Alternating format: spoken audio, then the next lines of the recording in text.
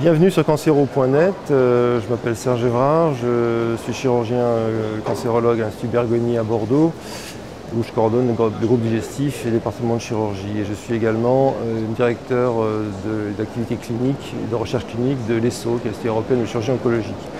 On a beaucoup parlé durant ce congrès de comment réorganiser la chirurgie oncologique qui est vraiment en souffrance, puisque actuellement moins de 1% des patients qui sont opérés d'un cancer en Europe le sont dans le cas d'un essai.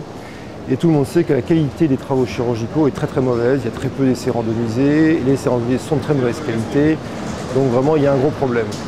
Et en fait, on vient donc de publier avec Graham Poston dans Nature Review of Clinical Oncology une revue qui explique pourquoi les essais cliniques, les essais randomisés ne sont mal appropriés en fait à la pratique de la chirurgie à cause du problème de contrôle de la qualité, on n'arrive pas à standardiser les procédures, donc finalement on randomise souvent des poires contre des pommes. Il y a des problèmes de biais psychologiques entre le patient qui veut la dernière technique et pas l'ancienne, le chirurgien qui ne veut pas randomiser non plus. Il y a des biais majeurs de recrutement, on a beaucoup de mal à recruter le nombre de patients nécessaires dans les essais, donc très souvent c'est une cause d'abandon de l'essai parce que l'essai est underpowered, comme disent les Anglais. Et puis finalement on a des problèmes aussi pour financer cette recherche chirurgicale. Il y a 5% seulement des fonds européens ou même privés qui vont à la recherche chirurgicale sur le cancer. Donc tout ça a fait que ça a un peu bouillonné au niveau de l'ESSO et il y a 2 ans, j'ai créé à Liverpool la section recherche clinique de l'ESSO avec pour but d'essayer de casser un petit peu le système, de casser le vase et d'essayer de provoquer un électrochoc dans la communauté pour aller vers d'autres alternatives prospectives. Et l'idée en fait est de mettre au point une plateforme chirurgicale qui développe des essais cliniques basés sur le caractère prospectif, la faisabilité, la légèreté entre guillemets, et non pas la lourdeur des phases 3 très lourdes. Et pour ce faire, en fait, on peut faire des phases 0, qui sont extrêmement importantes pour établir un lien entre les chirurgiens et les biologistes. On peut faire des phases 1, tout est inventé en matière de phase 1.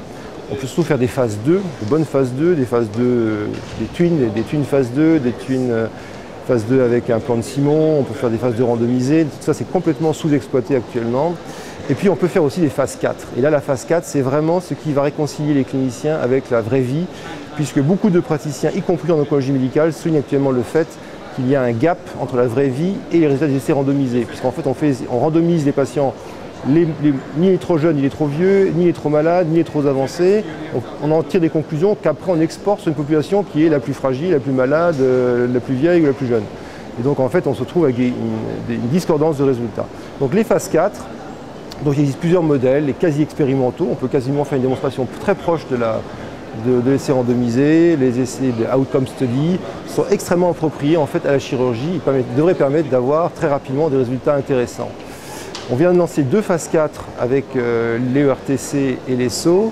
Le premier s'appelle CLIMB, qui est consacré donc aux métastases hépatiques avancées colorectales, avec 15 centres européens qui vont prospectivement enregistrer ces patients, faire du contrôle de qualité. Au bout d'1 an, on fera une première analyse pour voir quels paramètres on peut analyser.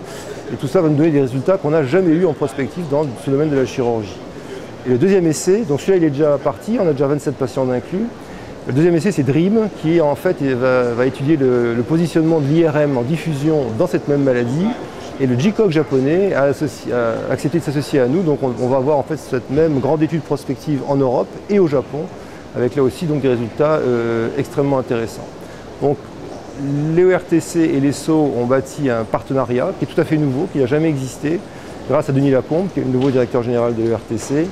Et notre but est de créer Surcare. Surcare, ce sera une plateforme, une comprehensive plateforme, comme disent les Anglais, donc une plateforme intégrant toutes les compétences nécessaires, aussi bien logistiques, méthodologiques, chirurgicales, pour mettre au point une task force chirurgicale en recherche clinique, avec pour mission de produire à peu près un essai clinique nouveau par an.